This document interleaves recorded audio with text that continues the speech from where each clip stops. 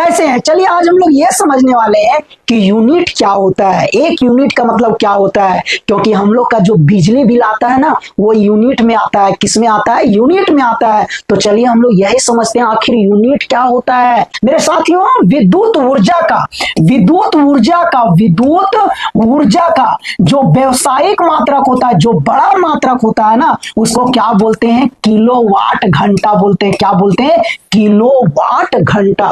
विद्युत ऊर्जा होता है ना, उसका बड़ा मात्रक, व्यावसायिक मात्रक है ना, जो फैक्ट्री में, कंपनी में जिसका प्रयोग किया जाता है, तो उसका बड़ा मात्रक, व्यावसायिक मात्रक को क्या बोलते हैं? किलोवाट घंटा बोलते हैं। क्या बोलते हैं? किलोवाट घंटा बोलते हैं। एक किलोवाट घंटा का मतलब क्या होता है मेरे साथियों? एक किलोवाट घंटा का मतलब होता है 1 किलोवाट गुना 1 घंटा। 1 किलोवाट गुना 1 घंटा। 1 किलोवाट का मतलब कितना वाट होता है मेरे साथियों? 1000 वाट। और 1 घंटा का मतलब कितना होता है मेरे साथियों? 3600 सेकेंड। जब इसको गुना करेंगे ना, तो कितना आ जाएगा? 36 पर के 1 जीरो आ जाएगा, 5 जीरो आ जाएगा। जब इसको और थोड़ा सुंदर तरीके से लिखेंगे तो 3.6 गुना 10 के पावर 6 जूल आ जाएगा। कितना आ जाएगा मेरे साथियों?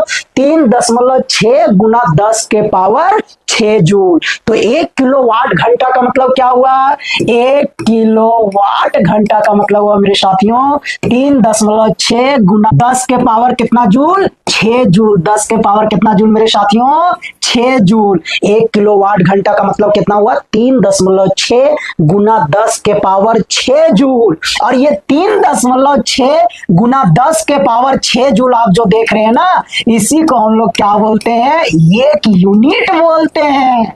इसी को हम लोग क्या बोलते हैं साथियों? एक यूनिट बोलते हैं। यानी एक यूनिट का मतलब क्या होता है?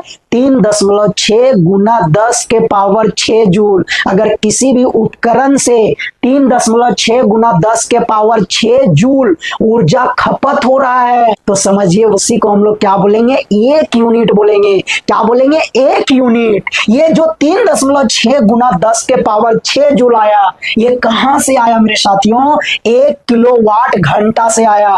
कहां से आया? 1 किलोवाट घंटा से आया। तो आप बोल सकते हो कि एक यूनिट जो होता है, एक यूनिट जो होता है से 1 किलोवाट घंटा के बराबर होता है। और यही 1 किलोवाट घंटा से कितना आता है? 3.6 गुना 10 के पावर 6 जूल आता है।